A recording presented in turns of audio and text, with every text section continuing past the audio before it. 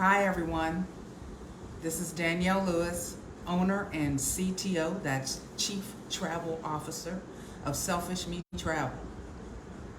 I'm here with the latest travel industry news, briefly. So, many Caribbean islands have recently either dropped or adjusted their COVID-19 testing protocols. There are too many to go over right now, but if you have an interest in any one of them, please schedule an appointment with me. On July 18th, the CDC announced the elimination of its COVID-19 program for cruise ships sailing in USA waters. And that would allow each individual cruise line to manage its own COVID-19 mitigation process. And since that announcement, plenty of cruise lines have made changes to their COVID-19 protocol. So again, too many to go over, but if you have an interest in any particular cruise line, make an appointment, let me know. The airline industry has hit some very high highs and some crazy low lows this year, and it isn't going to stop anytime soon. United Airlines president or chairman says that he doesn't think the airlines will get back to normal until summer 2023.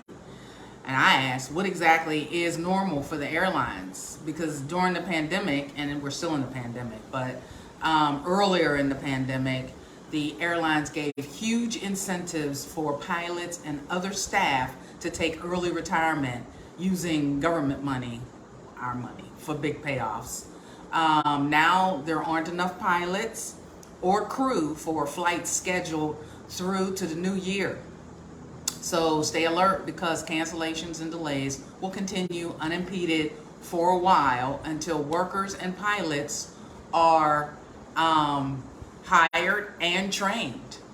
For all airlines, while flight delays and cancellations have tapered off a bit, now that summer vacations are basically over and children are going back to school, lost luggage is still a huge problem.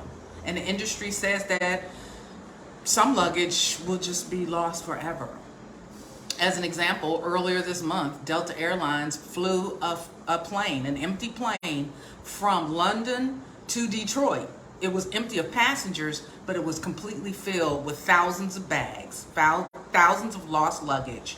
They flew it to Detroit so that they could try and find the owners of it. I have a couple of friends who still have not received their luggage from several weeks ago.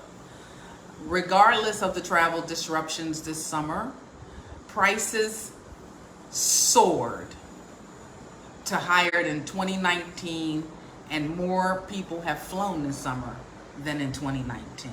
So, the good news about flights, at least, is that mid-September flights usually decrease, and this should be the best time to purchase your tickets from now until May or June in 2023. So mid-September, late September, look for it. They should decrease significantly, like 20%. Other good news, Southwest Airlines flight credits will no longer have an expiration date. Whoop whoop, Southwest. I do adore them. They don't nickel and dime me on my bags. Even better news from yesterday is that the DOT, Department of Transportation, has proposed a new rule that would make it easier for travelers to be compensated for when a flight is canceled or heavily delayed. This proposal was prompted by the flood of consumer complaints over the U.S. Airlines mistreatment of them.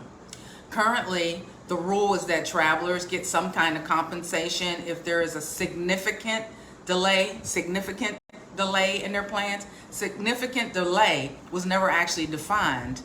And this has led the airlines to make up their own rules as far as what significant delay actually meant. So the DOT proposes now that it to be defined as 3 hours delay for domestic and 6 hours delay for international.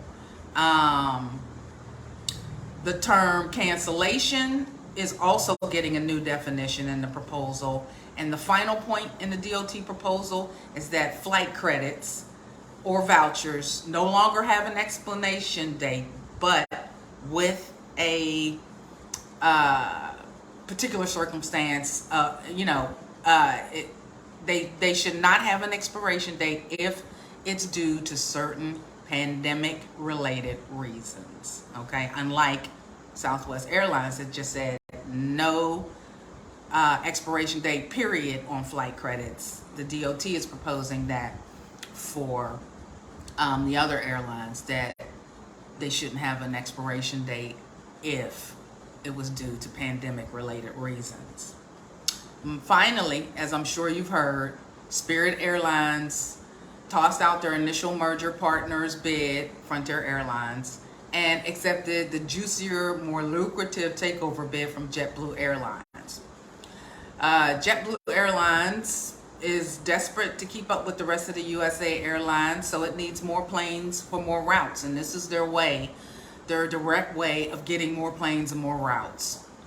The buyout still has to go through an investigation with the Antitrust Regulatory Commission, but really, when has the antitrust really, knocked back a proposal of this magnitude? So we'll see. Anyway, that's the travel industry news for now.